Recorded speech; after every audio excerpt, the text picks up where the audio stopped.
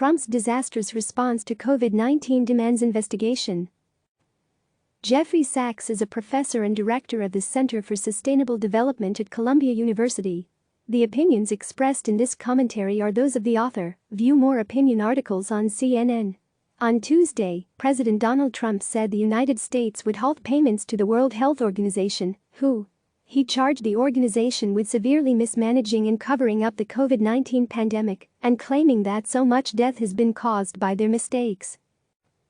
Trump is desperately trying to deflect attention from his own catastrophic behavior. He has presided over one of the largest security failures in U.S. history, with far more deaths than at Pearl Harbor or on 9/11. While the president has called for an investigation of the WHO, it's his own administration's disastrous response to the crisis that needs scrutiny. The urgent and practical goal should be to fix the federal response before possibly hundreds of thousands of lives are lost. The Congressional Oversight Committee should immediately scrutinize the Trump administration's handling of the pandemic so that we can change course. At this point it's clear. The Trump administration has failed. The United States has so far incurred 26,000 deaths, 79 per million. South Korea, in contrast, has incurred 225 deaths, just 4 per million. Taiwan's death toll stands at just 6 deaths, 0.3 per million. And Singapore's death toll stands at 10.2 per million. Many other countries have a similar record of lower death rates. Canada's is less than a third of the US rate, with 24 per 1 million. Some countries in Europe have more deaths per million than the United States, but we should judge our performance against the highest performing countries and investigate how to improve US performance rapidly before incurring a further massive loss of life. The overwhelming evidence is that the Trump administration received repeated early warnings of a possible pandemic. Indeed, even before his inauguration, Trump received warnings of the grave danger of a global pandemic, and such a threat was rated among the highest security threats facing the United States.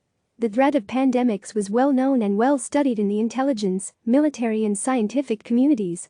There is no way around the reality that Trump was unable to process this information and give direction to the federal government to respond to it effectively in the manner that Taiwan, Singapore, South Korea and other countries did.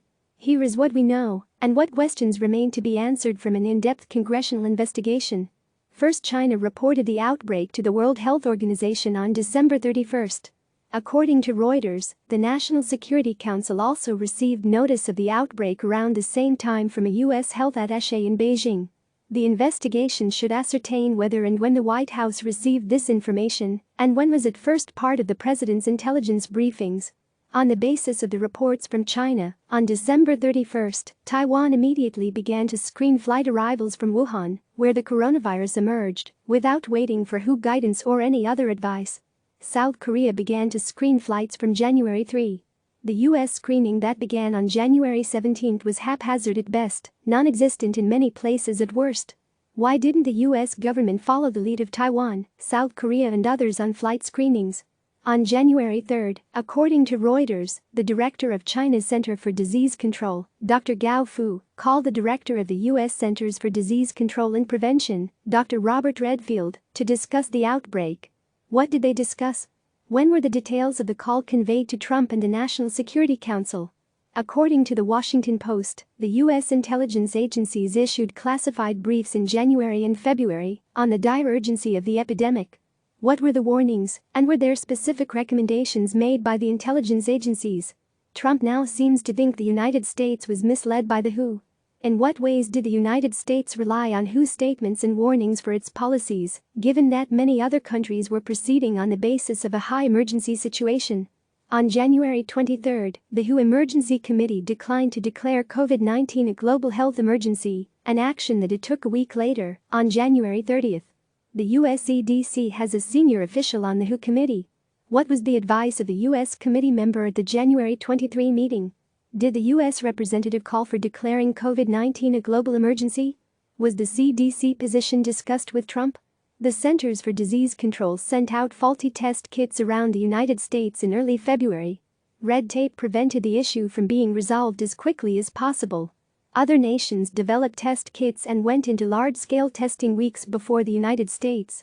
What accounts for this basic failure of the CDC? Early on in the outbreak, Trump repeatedly asserted that the pandemic was not a great threat in the United States. He told the World Economic Forum meeting in Davos, Switzerland on January 22, "We have it totally under control," thereby misleading or deceiving not only Americans but the entire world. In February, he asserted that with the warm weather of April, the virus miraculously goes away, once again contrary to scientific evidence. There are countless other such misguided statements.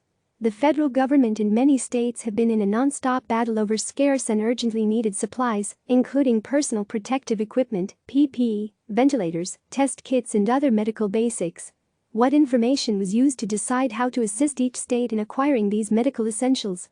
Trump long delayed invoking the authority of the Defense Production Act, causing governors and mayors to scramble desperately until now for these missing supplies. Why did Trump refuse to utilize the Defense Production Act for many critical weeks? As of now, there is no agreed national strategy for how to reopen the economy. On the contrary, Trump and many governors are in open conflict about the best plan of action. What federal management systems and agencies are being used to obtain the best information and evidence for how to proceed and to coordinate the actions of the federal and state governments? Answers to these questions are urgently needed. The United States failed to act early, to heed the dire alarms heard clearly by many other nations, to mobilize supplies of vital commodities, and to coordinate between national, state and local levels. Addressing these urgent questions is the responsibility of the House Oversight Committee, which is the House of Representatives' main investigative committee. Its legislative jurisdiction includes the overall economy, efficiency, and management of government operations and activities, including federal procurement, the relationship of the federal government to the states and municipalities, and reorganizations in the executive branch of government. Hundreds of thousands of American lives are at stake, not to mention the millions of lives around the world that the United States should be helping to save. Congress must urgently investigate and correct the disastrous failures of the Trump administration in handling this crisis. There is no time to lose. Click subscribe to receive the latest news.